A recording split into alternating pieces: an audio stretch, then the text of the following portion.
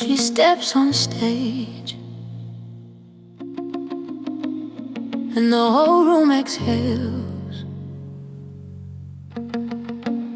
Not because she is loud,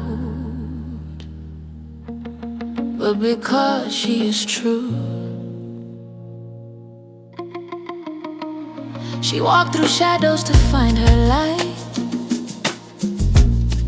carried stories that kept. So we are now in the last round, and the theme of this round is Her Voice is Not a Crime.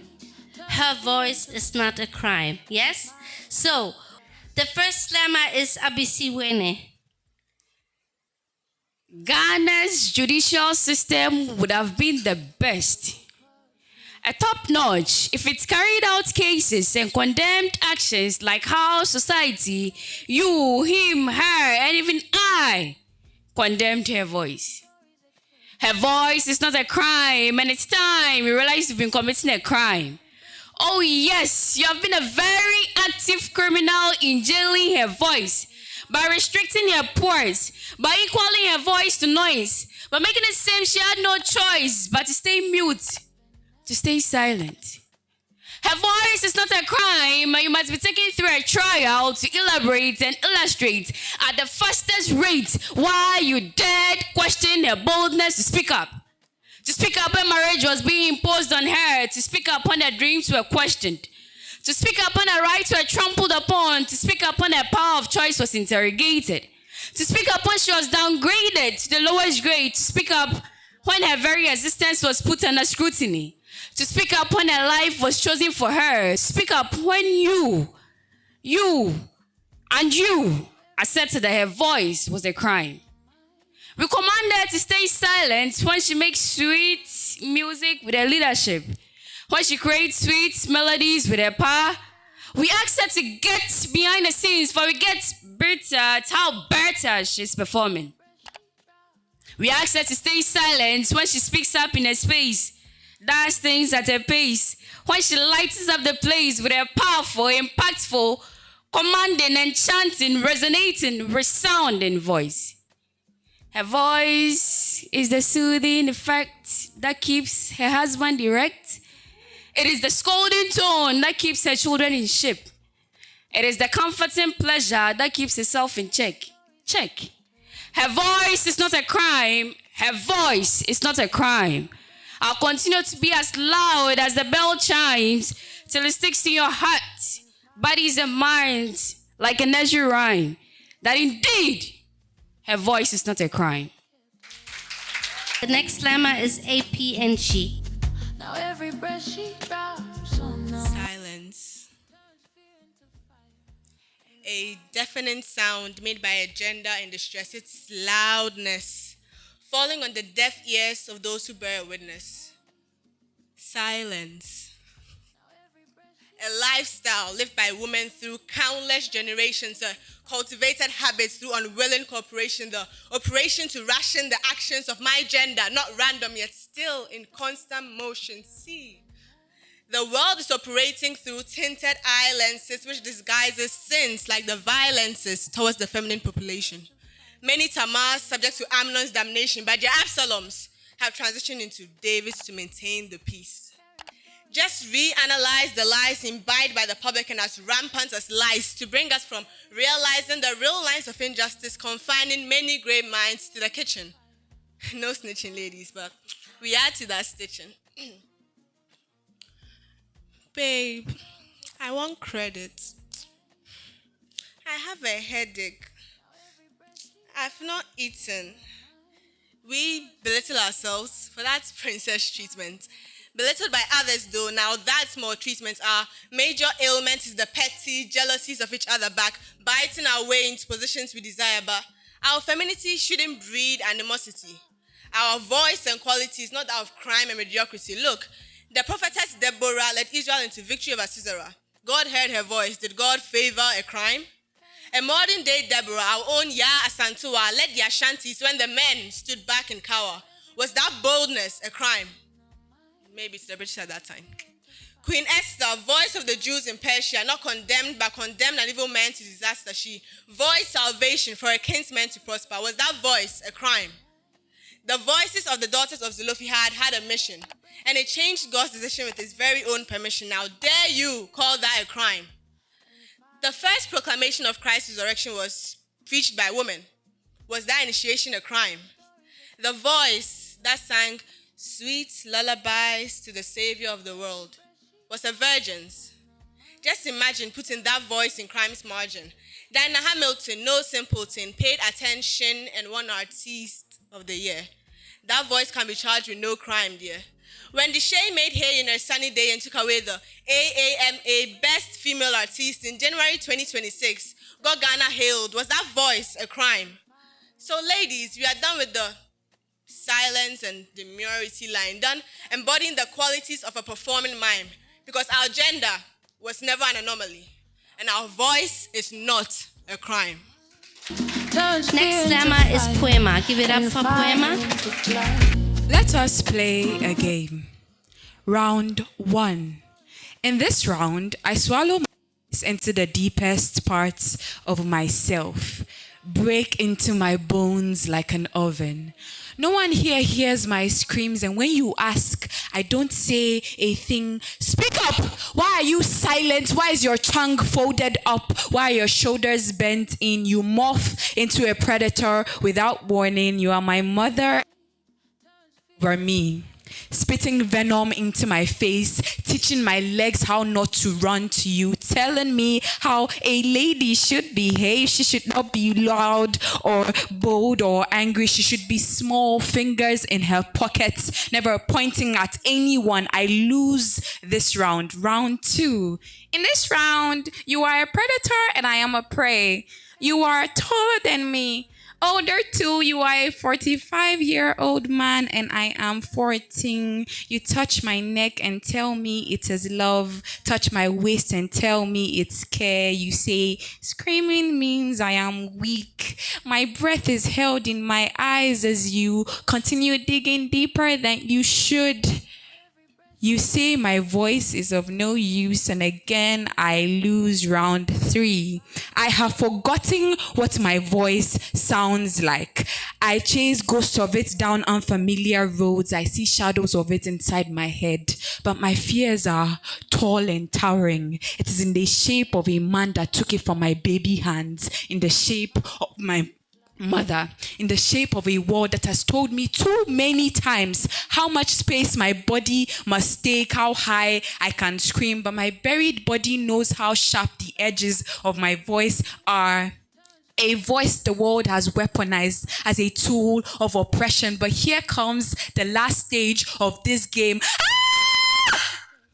My voice is not shame. The words formed by my mouth are not pellets of disgrace. It is not something to be pressed and hidden in my vessel of a body. My voice is 10 feet taller than a predator, taller than my mother, taller than everything I have swallowed to shrink myself. My voice is not a crime. I am not criminal. And in this round, I win. So the next slammer is Mami Essie. Please give it up for Mami Essie. As I sat to read, the pages trembling in my hands, I remembered the reason why I didn't want to go home. To me, home was never a sanctuary. It was a prison disguised as home.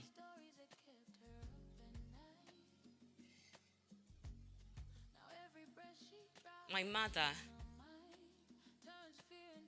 never taught me freedom.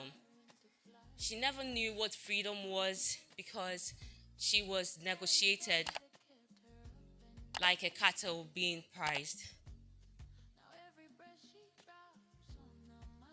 So how would she teach me freedom when she could never fly? And when I dared to rebel, I was told, your education has puffed you up. You need to be brought where you belong. To where I belong, as if I was a misplaced furniture in the house.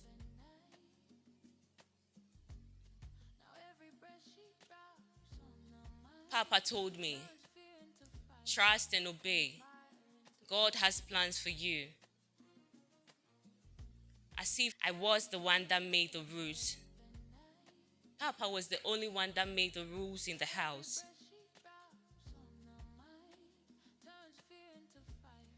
And when I tried to rebel, I was told, forgive him. In the Bible, it's written, you have to forgive your neighbor. How is it called? 44 times 4 or 70 times 7? What's the right thing?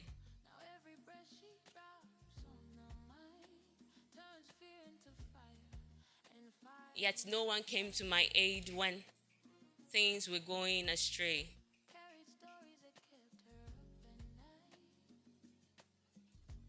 So, I am not going to hold this guilt in my chest.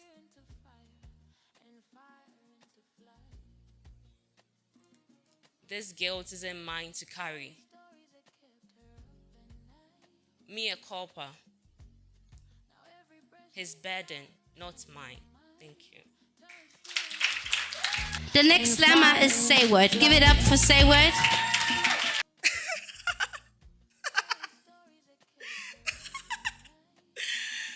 Oh, woman. I heard what happened to you.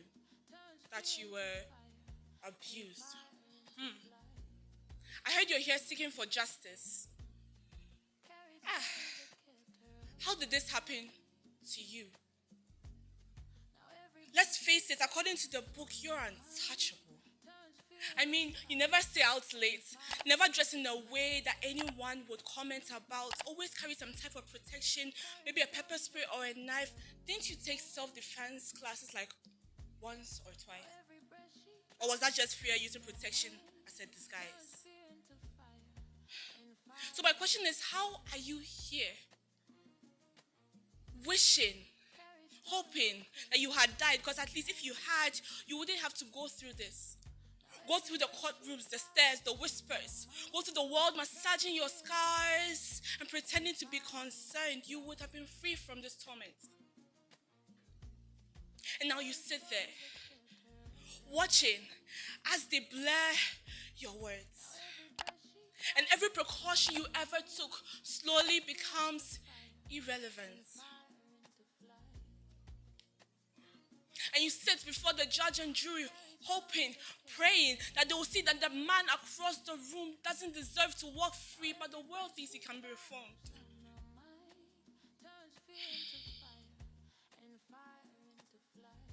I do mourn for you, because the only way that you will break free is if they see you as the perfect little victim. The next slammer is Olamide. Give it up for Olamide. I have short memory. It is hard to recall a lot of things. But one thing I've never forgotten is that my body walks into a room before I do.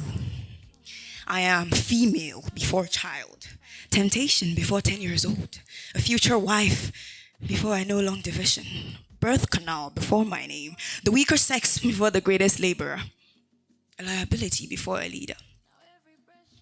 I learned early that my shoulders must curve inward. Confidence looks better on men. I learned to sit with my knees pressed together like holding myself shut was a form of holiness. I learned that when men speak, it is called authority. When I speak, it is called attitude. When men shout, it is passion. When I raise my voice, it is disrespect. Tell me, when did my vocal cords become contraband? When did syllables start needing permission? Because every time a girl speaks too firmly, someone, always a man, reaches for handcuffs made of culture. They say, lower your tone, lower your eyes, lower your standards, lower yourself, until lowering becomes living. And living becomes shrinking, and shrinking becomes survival, and survival is applauded like gratitude. I have short memory, but I remember being told to smile through the harassment. I remember being 12 and calculating the distance between myself and danger. I remember understanding that if something happened to me, the first trial would be my character. What were you wearing? Why were you there? Why were you loud? As if violence is invited by volume. As if being visible is a felony. A voice is not a crime. The crime is the society that cross-examines girls for speaking in their own defense. The crime is mistaking obedience for virtue. The crime is teaching daughters that silence is safer than truth. My voice is not rebellion, it is evidence. Evidence of bruises hidden under long sleeves, of nose buried under culture, of girls taught to protect rapists with silence. You say good women are quiet. I say quiet women get buried. So write this where the law can see it, where religion cannot erase it, and where men cannot outrun it. Her voice is not a crime. And I will not whisper what nearly killed me. Our next slammer is Divine Joy. Her voice is the messenger's call. The droplet of water when the rain falls. It doesn't bear witnesses false. Her voice is what puts me to sleep. A lullaby of love and maternal affection. It teaches me to keep the fruit of her labor and to sow where I reap, to go where I am free from hatred, jealousy, and envy. Her voice is not a crime. Her voice is time. Her voice is a sound that breaks down falls, prevent downfalls, a sound that carries power. So, she speaks not to impress but impart. She speaks not to entertain but enlighten. Her voice is a cry against violation of women's rights, violation of female genital mutilation and widowhood rights, where she sleeps with the dead corpse, her head is shaved. On top of that, her clitoris is cut to prevent sexual promiscuity. Her voice is a tolling bell that exposes all these cultural practices. She is the victim of rape. When she speaks, society puts her to shame. In old age, she's called a witch, taken far from home, shackled in chains. She suffered domestic violence. But in the world ruled by men, she remained powerless. She can't find a job without a man lifting her skirt, caressing her breasts, patting her legs, and kissing her necks. She is the woman king. Her voice is not a crime. She can't find a job again. She is the ruler king. Her voice is not a crime. Thank you. Our next slammer, Adiza. Give it up for Adiza. Her voice is not a crime. Her voice is a clean weapon meant to wrangle and battle injustice. It is not a disgrace, but like rain, grace that befalls the living. Her voice is not just illegal noise to be lowered, as if truth must whisper to be accepted. I heard a good woman is quiet, and her silence is golden. Really? Interesting. Is it not this same society that preached that a woman's voice is wisdom? Her voice is not a crime. Let her speak the words that keeps aching in her throat and how they cross-examine her like a suspect. See, she's always on trial. This society is the courtroom, and she is the accused. Her voice is not a crime, but somehow when she reports abuse, society first arrests her character and personality. Instead of asking why did he hurt her, they will ask her, what were you wearing? Why did you go to his room? Did you provoke him? Give her the mic. Give it to the girl that was told to sit with her knees closed but watched men sit with their morals open. Her voice is not disrespect. It is tired. Tired of shrinking dreams to fit into kitchen cabinets. Tired of smiling through apologies she never received. Tired of being called emotional after they weaponize anger against her and call it leadership. Let her speak about the promotion she lost because she failed to cross her legs with them. And confidence in a woman is attitude. Let her speak about the household where boys are called future leaders and girls are future wives. So her destiny comes with a surname upgrade, but not with a salary of her own. Her voice is not an attack. It is an alarm, and alarms are loud because danger is real. So don't tell her to calm down when society keeps burning her dreams and aspirations. Her voice is not a crime. It is resistance. It is survival. It is oxygen breaking glass ceiling. And if the system trembles when she speaks, then maybe the foundation was built on her silence. Her voice is not a crime. It is a verdict. And this time, she is the judge. So the next slammer is Porcupine. You're 14. He tells you you're different. I love you. He says it softly, often says it until it begins to feel like oxygen. You believe him because no one has made you feel chosen before. If you loved me, you would. He takes what isn't his and says, don't tell anyone. You say, okay, but you don't know that okay is surrender when it is spoken by a child because he calls it love. She's 13. He does not bother to rename it love. He takes. She screams, the kind that leaves fingerprints on walls, the kind that scratches the air raw. Her thought becomes a locked room. Keys swallowed. Her no, a bird beating its wings against ribcage bars. 14 tries to wash her skin, scrape the guilt, hoping it's ladders. 13 tries to sleep, but her body keeps replaying the sound of her own voice breaking. They both learn the same lesson. Good girls don't ruin or accuse men. They endure. Be soft, sweet, be silent. 14 speaks. The room grows careful. Voices lower, chairs scrape, doors close. No police because court is too messy. What will people say? No consequences because think about his future. Think.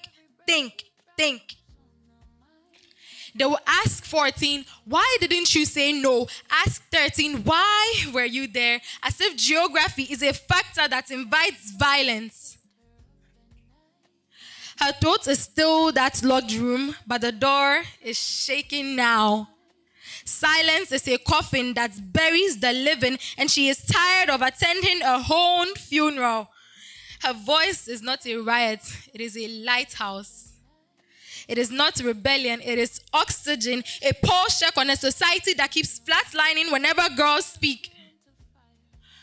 14 was not in love, she was groomed. 13 was not dramatic, she was violated.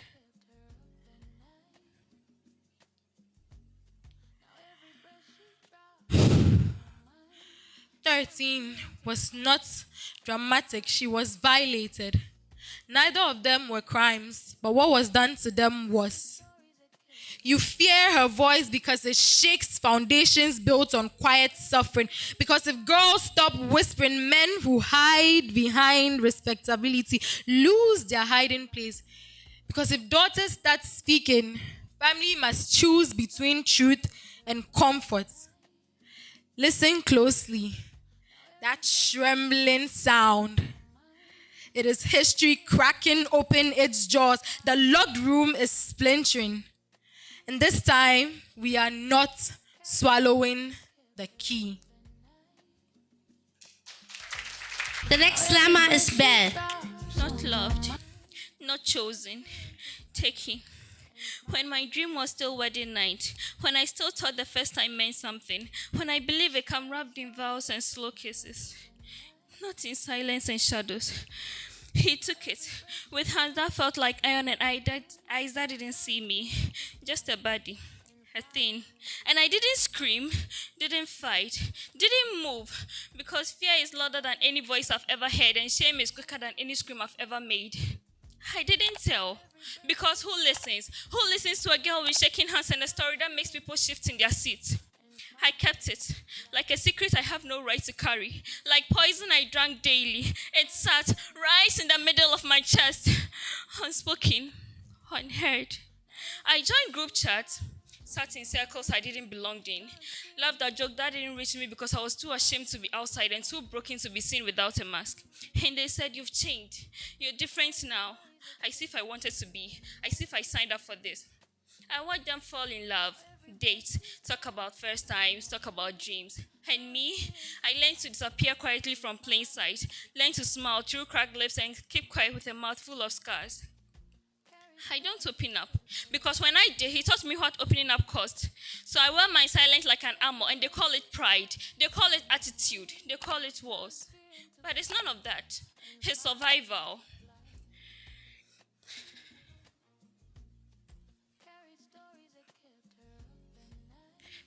Do you know what it feels like? Do you know the hard part of it? I never said his name, never tell the story, because the world doesn't want to hear it. They want to see you healed, smiling, moving on. So I carry with it. I live with it, eat with it. But today, this is the farthest I can go. And if my voice trembles, let it. It's not a crime to speak from wounds. Thank you. And the next person is Miss Perfect. I am the mother with a voice to tell her story. So allow me to speak my mind. My voice is not the crime. Address the crime. Address the cry of girls sentenced to silence. And they say it is one of those things. But it's not. It is not one of those things for a 6-year-old girl to know pain that consumes her so much that her only coping mechanism is hitting herself in the face 24/7. I am a bad girl. I'm a bad girl. I'm a bad girl just to feel complicit to a harm done to her. Maybe that would ease the pain. Can you imagine? Your 6-year-old girl waking up beside you, but does not remember you because she remembers a bad boy. And though she calls your name and seeks refuge in you, she wants to run away from you because all she sees in you is the bad boy. This is not one of those things. A 6-year-old girl living with the ghosts of living men, monsters who lied to her, stole from her, and killed her. Innocence, her sanity, her dreams and education, her peace of mind. And I am the mother, nursing a wound that lives in my daughter's mind, hurts in her memory and bleeds in my heart. I am the mother, crying, trying to tell my story, to tell her story. This is her story. A 6-year-old girl who was still learning her words when the world stole her voice. Shh! Don't tell. She was told. So she never told. And now she lives with scars that never heal enough to be forgotten. And don't you dare make this about her. Don't flip this to guilt trip her.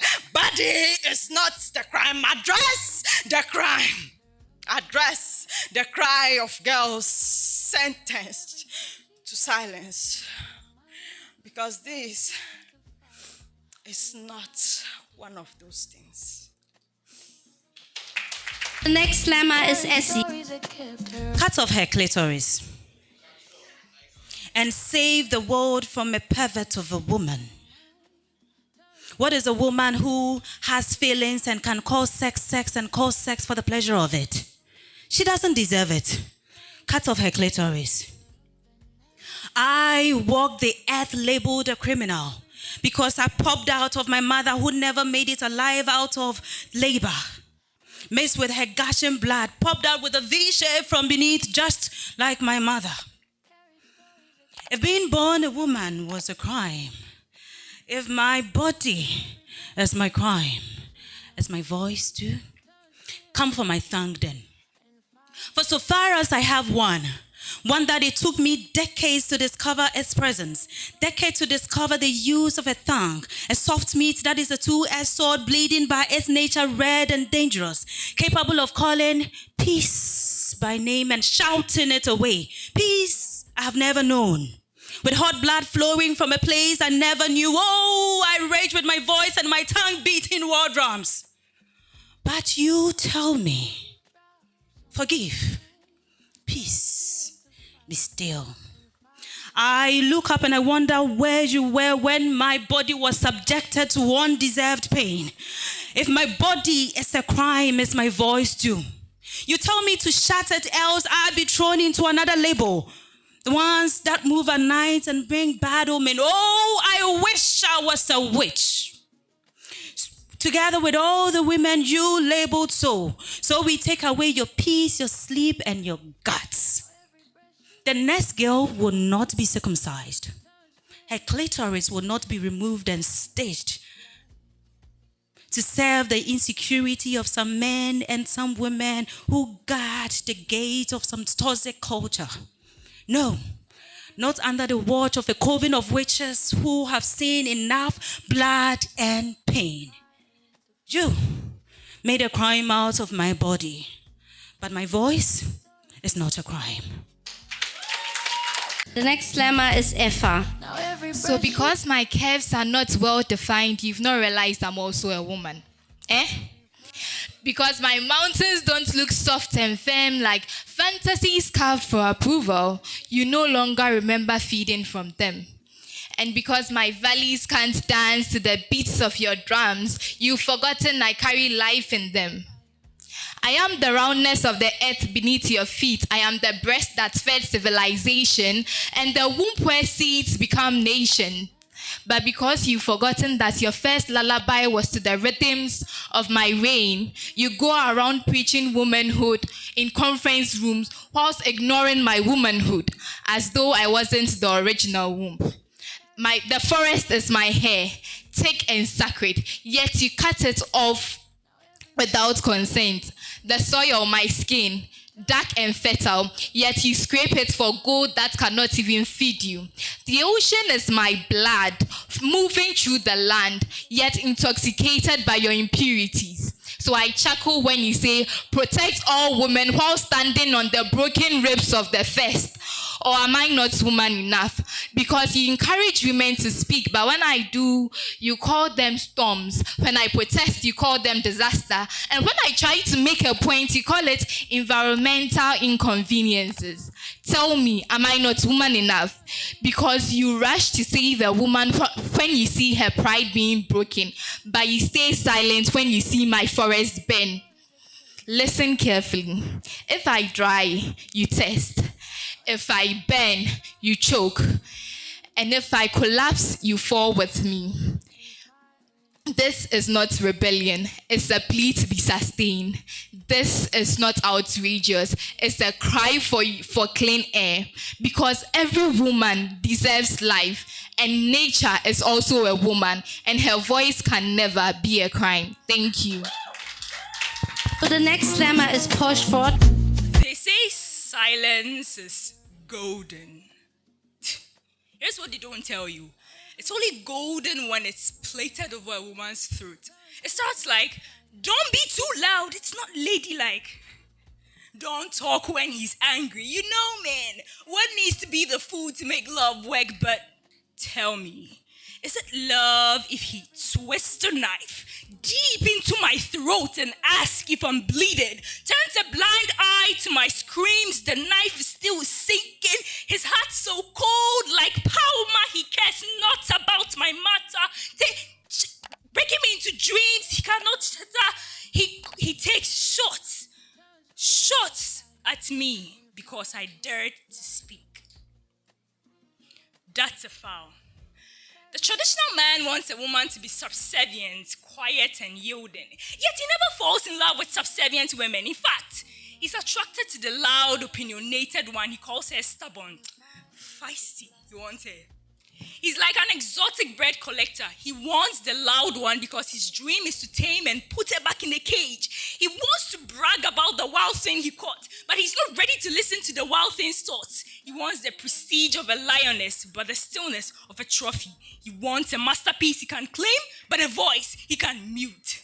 So he starts with the taming, uses a chisel, chips away at my stubborn edges until there's nothing left to hold on to. He's not building a home, he's building a cemetery for my opinions. Be quiet. He whispers, A quiet woman is a good woman. A broken wing is a loyal one. Be mute. But a heart that's been forced to hold its breath eventually has to scream. You're choking me into silence, playing world's strongest with your domestic violence, all because you cannot stand my defiance. I will not be your appliance. We waved our flags yesterday, said we're free. I wave my truth today and you call it a crime. But the real crime is your claw around my neck, your fist splitting my lip, but still, I'll rise like two Jimmy, absorbable, unstoppable. My voice is not a crime. Her voice is not a crime either, Your Honor. It's the evidence, the verdict. Set her free. Our last slammer for tonight is J Mensa. Permit me to reintroduce myself. My name is Jay, the only woman among 3 men in a household, and I'm tired of being the woman.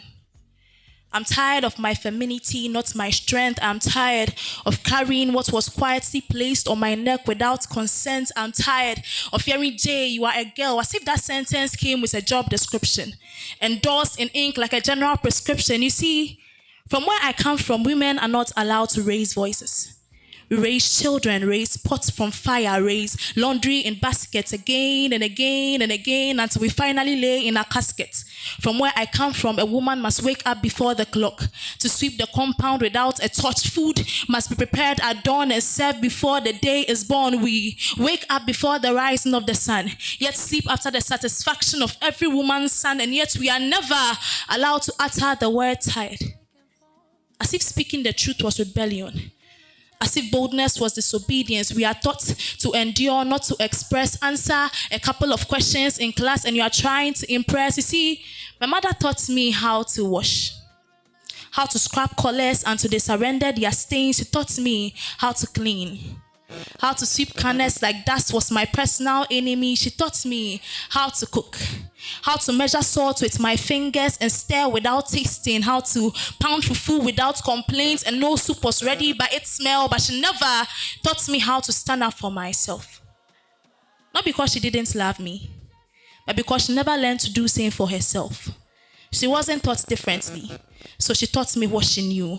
How to endure, not to resist. Silence must be the core if you really want to exist. A woman must not be loud. Men don't like loud women. A woman must be strong and tough to birth a generation, but also soft enough to listen to her husband's every instruction. A woman must attain education, but can only practice if granted permission, as if her degree is a decoration framed and hung neatly beside submission. Reset. Permit me to reintroduce myself. My name is Jay, and I refuse that position. My mind is not a museum for wisdom. My throat is not a storage room for knowledge. I will not keep my voice locked, my ideas caged. I am not permission property. My voice is not a crime. It is truth, it is fire, and it is mine.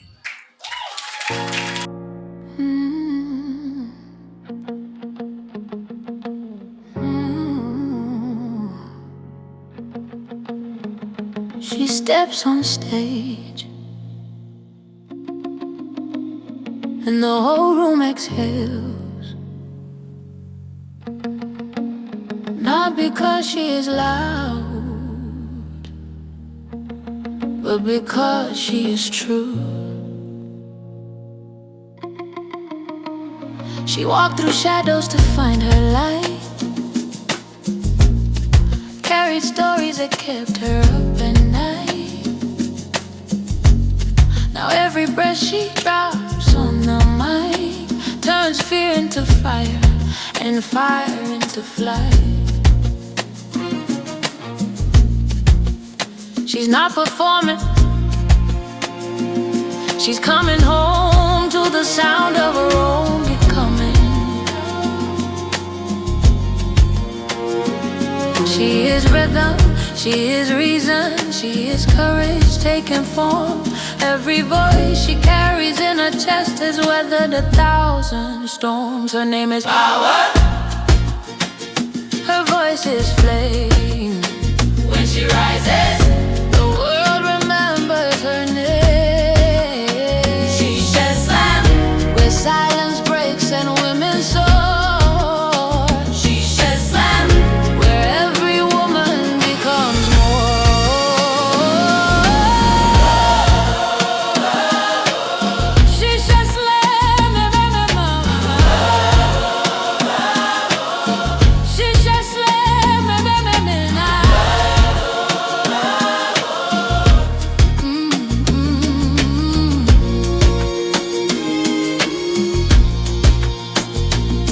She was told to shrink, but she grew instead. She carried poems in the places people said were too loud.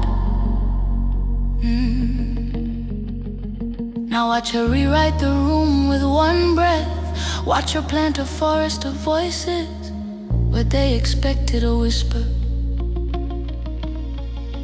This is not performance, this is restoration, this is liberation, this is woman in full bloom. Who are you? I am light that learned to speak. What do you carry? Every woman who never had a stage this week. Why do you rise? Because freedom sounds like me. What is your name? Power, and I came to be free. Her name is Power. Her voice is flame. When she rises, the world remembers her name. SheShe Slam, where courage steps into the light. SheShe Slam, where every woman claims her right.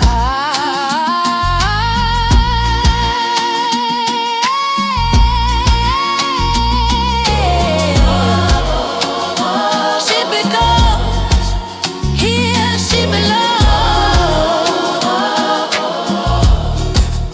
Here she is heard. She is heard.